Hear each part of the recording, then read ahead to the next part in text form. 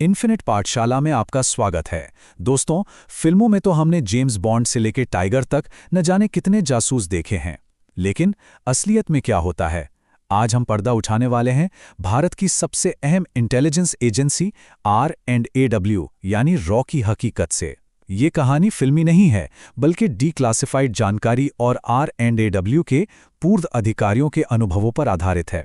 तो चलिए शुरू करते हैं इस एजेंसी के शानदार सफर को, इसकी जीत और हार दोनों को समझते हैं। नॉलेज इज पावर, यानी ज्ञान ही शक्ति है। ये सिर्फ एक कहावत नहीं है, ये खुफिया एजेंसियों का मूल मंत्र है। सोचिए, ये वो गुमनाम हीरो हैं जो सिर्फ जानकारी के दम पर लाखों लोगों की जानें बचाते हैं, दुश्मन देश में अपनी जान दांव पर लगाते हैं, और वो भी बिना किसी क्रेडिट के। आज हम इसी दुनिया की कुछ परतों को खोलने की कोशिश करेंगे। आज हम रॉ के सफर को 5 जरूरी हिस्सों में देखेंगे। पहले समझेंगे कि इसकी जरूरत पड़ी ही क्यों, फिर बात करेंगे इसके सुनहरे दौर की, देखेंगे कि कैसे राजनीति ने इसे नुकसान पहुंचाया, जानेंगे सियाचिन में इसकी शानदार वापसी की कहानी, और आखिर में कारगिल की बड़ी चूक और उससे मिले सबकों पर नजर डालेंगे। तो सबसे पहला और बुनियादी सवाल, रॉ को बनाने की नौबत ही क्यों आई? इसकी नींव रखी गई थी अतीत की कुछ बहुत बड़ी खुफिया विफलताओं से मिले कड़वे सबकों पर। देखिए, आज़ादी के बाद भारत की जो मुख्य खुफिया एजेंसी थी वो थी इंटेलिजेंस ब्यूरो यानी IB।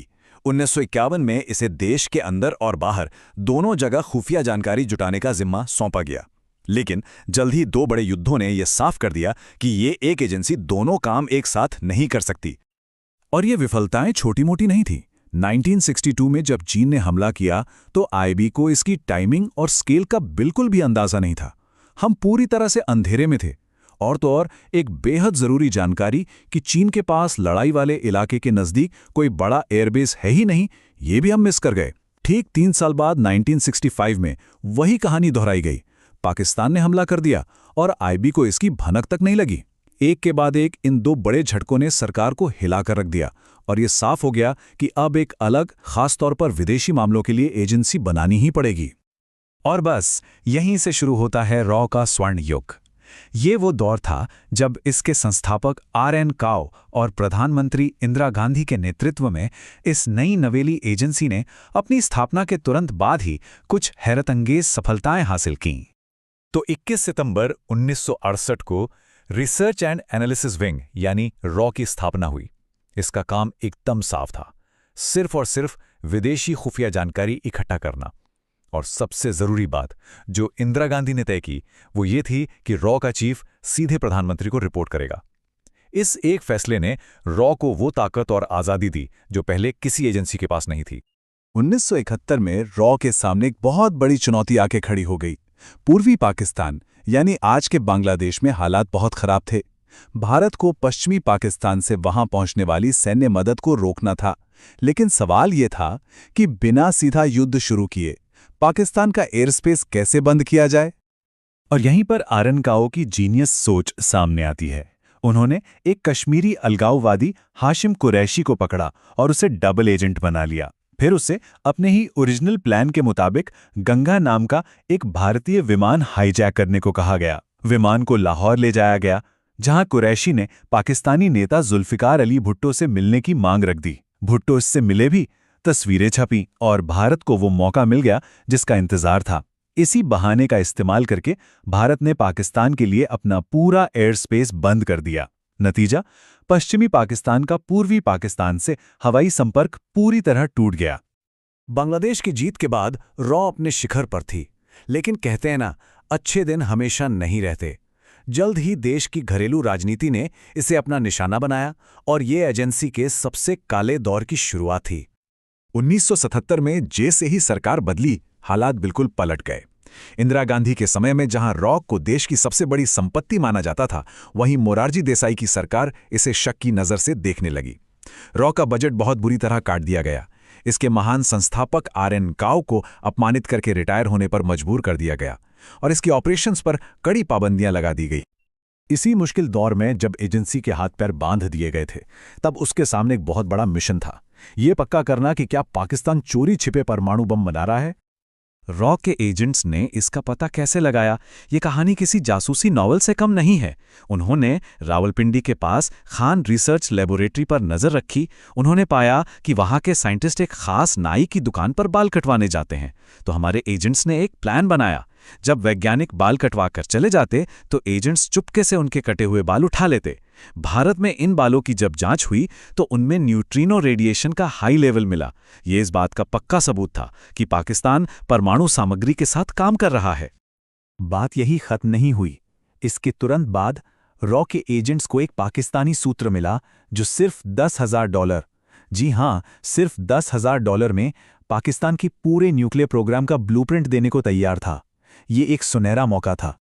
लेकिन तब के प्रधानमंत्री मोरारजी देसाई ने न सिर्फ पैसे देने से मना किया, बल्कि उन्होंने एक ऐसी चीज कर दी जो इंटेलिजेंस की दुनिया में सोची भी नहीं जा सकती। उन्होंने सीधा पाकिस्तान के राष्ट्रपति जनरल जियाउल हक को फोन किया और कहा, हमें पता है कि आप खान रिसर्च लेबोरेटरी में क्या कर रहे हैं। बस एक फोन कॉल और रॉ का पाकिस्तान में सालों की मेहनत से बनाया गया पूरा नेटवर्क तबाह हो गया। पाकिस्तान अलर्ट हो गया। उन्होंने हमारे एजेंट्स को ढूंढना शुरू किया और हमने अपने कई बेहतरीन ऑफिसर्स को खो दिया। खैर, कहानी में आगे बढ़ते हैं। 1980 में इंदिरा गांधी की सत्ता में वापसी हुई और उनके साथ ही रॉ का भी एक तरह से पुनर्जन्म हुआ। और जल्द ही एजेंसी ने अपनी सबसे शानदार खुफिया जीतों में से एक को अंजाम दिया। ये कहानी शुरू होती है लंदन की एक दुकान से। रॉ के एजेंट्स को खबर मिली कि पाकिस्तानी सेना ने बहुत ज्यादा ऊंचाई पर पहने जाने वाले खास मिलिट्री गियर का एक बड़ा ऑर्डर दिया है। रॉ के एनालिस्ट्स ने तुरंत अंदाजा लगा लिया कि यह तैयारी खाली पड़े सियाचिन ग्लेशियर पर कब्जा करने के लिए हो रही है। फिर हमारे एजेंट्स ने उसी कपड़ा कंपनी से मिलकर पाकिस्तान के ऑर्डर की डिलीवरी में देरी करवा दी। इस देरी ने भारतीय सेना को तैयारी का वो कीमती समय दे दिया जिसकी उसे जरूरत थी। और 13 अप्रैल 1984 को, इससे पहले कि पाकिस्तानी सैनिक वहां पहुंच पाते, भारतीय सेना ने ऑपरेशन मेघदूत के तहत सियाचिन पर कब्जा कर लिया। सियाचिन एक शानदार जीत थी, लेकिन इसके लगभग 15 साल बाद 1999 में कारगिल युद्ध से ठीक पहले एक बहुत बड़ी खुफिया विफलता सामने आई। इस चूक ने पूरे सुरक्षा सिस्टम को झकझोर कर रख दिया और बड़े सुधारों की नींव रखी। इस बार मसला जानकारी की कमी का नहीं था। पाकिस्तान ने 500 खास बर्फीले जूते खरीदे, कारगिल के सामने तोपखाने की तैनाती बढ़ा दी, ड्रोन से सर्वे किया। ऐसे कई संकेत मिल रहे थे, लेकिन इन चेतावनियों को या तो नज़रअंदाज कर दिया गया या फिर अलग अलग एजेंसियों में तालमेल की कमी के चलते कोई इन डॉट्स को कनेक्ट ही नहीं कर पाया। आलम यह था कि कुल 45 इनपुट थे, लेकिन बड़े अधिकारियों तक पहुंचे सिर्फ 11। असल में कारगिल की विफलता किसी एक एजेंसी की नहीं बल्कि पूरे सिस्टम की नाकामी थी। जानकारी तो मौजूद थी, लेकिन उसे सही समय पर सही जगह पहुंचाकर उसका विश्लेषण करने में भारी चूक हुई और इसकी कीमत हमारे वीर सैनिकों को अपनी जान देकर चुकानी पड़ी। करगिल के बाद भविष्य में ऐसी गलतियों से बचने के लिए राष्ट्रीय सुरक्षा परिषद यानी NSC का गठन किया गया। इसका सीधा सा मकसद था ये पक्का करना कि रॉ, IB और सरकार के सभी विभाग मिलकर काम करें। अब जानकारी सबसे निचले स्तर पर इकट्ठा होती है, फिर एक्सपर्ट्स उसका विश्लेषण करते हैं, फिर विभागों के हेड मिलकर रणनीति बनाते हैं और आखिर में प्रधानमंत्री और NSC अंतिम फैसला लेते हैं। तो रॉ का सफर उतार चढ़ाव से भरा रहा है। एक तरफ बांग्लादेश और सियाचिन जैसी शानदार सफलताएं हैं, तो दूसरी तरफ राजनीतिक दखलंदाजी और सिस्टम की कमियों से हुए भारी नुकसान। ये हमें एक बहुत जरूरी सवाल पर लाकर छोड़ देता है। रॉ की असली और सबसे बड़ी चुनौती क्या है? देश के बाहरी दुश्मन या देश की अपनी आंतरिक राजनीति? क्योंकि एक राष्ट्र की सुरक्षा जितनी उसकी सीमाओं पर निर्भर करती है, उतनी ही उसके भीतर लिए गए फैसलों पर भी करती है। इस गहरे सवाल पर सोचिएगा जरूर। आज के लिए बस इतना ही। देखने के लिए शुक्रिया और हमारे अगले विश्लेषण के लिए जुड़े रहिए।